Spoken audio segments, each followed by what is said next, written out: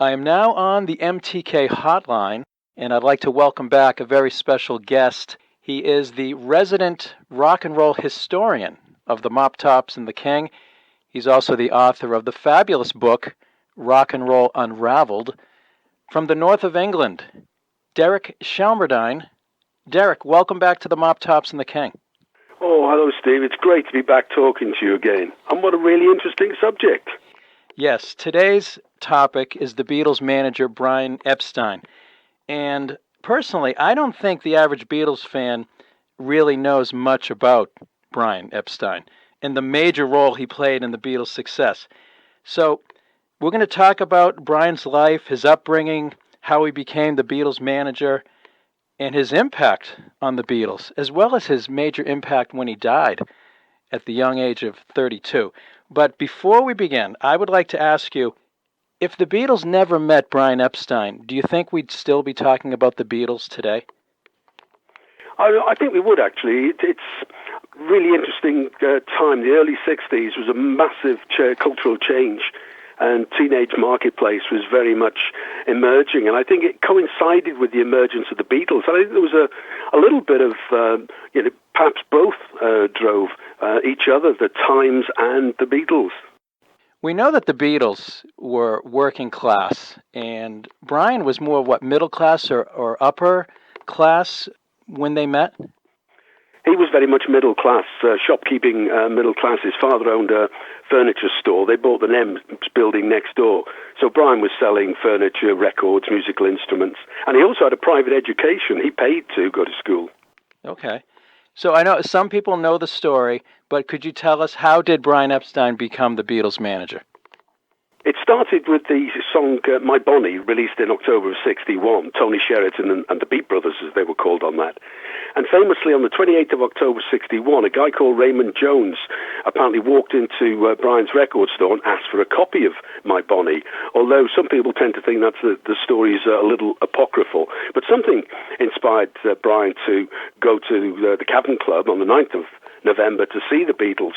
And what impressed him was that they played one of John's first thing he ever wrote, Hello Little Girl. And Brian could see the potential for a songwriting group. And then they had a meeting with the Beatles in the December. He decided to become their manager, became official in the January. And in the June of 62, he formed Nems Enterprises, a company specifically to handle the Beatles and his other groups and concerts. He did a lot of concert promotion as well. What did Brian think of the Beatles? They were all dressed in leather at the time, weren't they? And he changed their appearance dramatically. Absolutely. The Hamburg days, they were very much into the Gene Vincent look of leather clothes. But he certainly changed that. It's interesting that Andrew Oldham, the Stones manager, went down the opposite route, and he was very much down the line of, would you let your daughter go out with a Rolling Stone? Yeah. So was he responsible for getting them into the suits and the ties, Brian Epstein? Very much so. He was very much into the very clean-cut image. In fact, they wore lapelless jackets initially, and then there was a thing that was called the Beatles jacket, and it had a rounded, buttoned up to the neck basically, and had a rounded neck with no collar, and that was known as a Beatles jacket. What would you say the most significant thing that Brian did for the Beatles to make them, over the top, to be just mega famous? He was very important because he guided their early career. I wouldn't say it was exactly the right place at the right time, but they weren't the first people to release a single, first Liverpool group to release a single. That was Howie Casey and the Seniors in the January. But I think he had a great marketing flair. His business skills weren't as good. He didn't get a good record deal. But I think what he did for the Beatles was establish them into the national charts with Love Me Do. And because the times were changing so much at that time, the Beatles drove on from there and just became the biggest band in the world. So Brian had a hard time shopping the Beatles to record labels in London. He went everywhere, didn't he? He certainly approached a number of people. And then it was that John Lennon song, Hello Little Girl, that he took to EMI and George Martin. It all took off from there, because they famously failed their first audition with Decca in the January of 62, when Brian Poole and the Tremolos beat them to it. We're speaking with Derek Shelmerdine. He is the resident rock and roll historian of the Mop Tops and the King. Derek, many people probably don't know Brian Epstein also managed many other musical acts. Oh, absolutely. He had quite a big stable. The second act he signed it was Jerry and the Pacemakers, and they were the first people in the UK to have 3 consecutive number ones. And then Billy J. Kramer and the Dakotas. It was John Lennon who suggested to Billy Kramer he should use the letter J in his name. And then the Foremost, who finally took John Lennon's Hello Little Girl into the charts in '63. Cilla Black. These are just the people from Liverpool that he actually managed. But it was a cottage industry in a way, because most of these acts were produced by George Martin, and an awful lot of Lennon-McCartney songs were the hits for these acts in the early days. But he also managed people like P.J. Proby, briefly, and the Moody Blues in late '65, '66. They actually supported the Beatles on their last UK tour in the December of '65. So he actually managed and organised an awful lot of tours. Is it fair to say the Beatles loved Brian? I mean, they had a close relationship with him, and they were obviously devastated when he died. Oh, I think so. I think they had a great relationship with him. I mean, it was very different to Elvis's relationship with the Colonel. It wasn't anything like as driven in the sense of the manager being very much in the driving seat. I think there was a much more mutual appreciation of each other with the Beatles. But certainly there are 2 very distinctive times for the Beatles. There was up to the time that Brian died, and afterwards, and they were 2 very different groups, musically and personally, as it were. I've heard that many people believe that when Brian passed away, that was really the beginning of the end for the Beatles. That was a major influence of them breaking up without Brian at the helm. I think certainly that it had an impact. I don't think personally the Beatles were ever destined to stay together like, say, the Stones or the Who. But I think the really big differences came, well, they'd never have met Alan Klein. And I think one of the real big differences, they would have stayed together maybe a little bit longer, but I don't think much longer without Brian. But the split itself would have been really quite amicable. So the relationships would have been very different in that second half, if you like, the late '60s. So the songwriting would have been very different as well. And maybe Yoko's influence mightn't have been quite so great. But I think what's interesting is that because of the way they split up after Brian and the whole Alan Klein thing, which wouldn't have happened without Brian's death, I think it affected the solo careers possibly more than it affected the early solo careers, possibly more than it affected the Beatles as such. Interesting.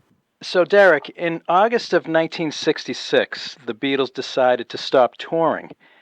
What kind of an impact did this decision have on Brian? Oh, I think it had a profound impact. As you say, their last gig, Candlestick Park, was the 29th of August, '66. A month later, on the 26th of September, Brian was hospitalized in London with an accidental overdose. He was suffering from depression and anxiety, and the Beatles' decision to stop touring made him more anxious because it left him with an awful lot less involvement in the Beatles' career. And it's more complicated than that because it was actually the end of the Beat era, so all of his other bands were very much on the wane as the new rock music was taking over. And then, of course, just a year later, 27th of August 1967, Brian died from an accidental overdose. The coroner recorded it as accidental death and described it as an incautious overdose. Yeah. And the pathologist found traces of antidepressant. So I think it had a major effect on Brian, to be honest. Yeah, it's sad. And the Beatles were, of course, they were devastated by the news. Oh, absolutely. They came rushing back from Bangor in North Wales, where they were with the Maharishi. Derek, there is another subject that I'd like to touch on briefly before you go. Some might consider it the third rail of the Brian Epstein relationship with the Beatles, and that is Brian's relationship with John. I don't want to go into any graphic detail, but I've seen interviews with Paul McCartney and other people. No one really knows if there was an intimate relationship between John and Brian. What are your thoughts on this very touchy and controversial subject? Well, it's interesting. If you go back to 1963, at Paul's 21st birthday party, John had a fight with a guy called Bob Wooler, who was the Cavern DJ and compere. And what had happened, John had been on holiday with Brian to Barcelona, and Bob had been ribbing John about it, and he referred to it as, how was your honeymoon? And John took extreme exception to this and actually beat Bob Wooler up. And what had happened, on the 28th of April, 63, Brian and John went to Barcelona on holiday. And at the same time, exactly the same time, the other three, Paul, George and Ringo, they went off on holiday to Tenerife. But John accepted this invitation from Brian to go to Barcelona. And that's what sparked the rumours that John and Brian were having an affair. And I think John sums it up really quite nicely in a quote himself. And the quote is, I was on holiday with Brian Epstein in Spain, where the rumours went around that he and I were having a love affair. Well, it was almost a love affair, but not quite. It was never consummated, but it was a pretty intense relationship.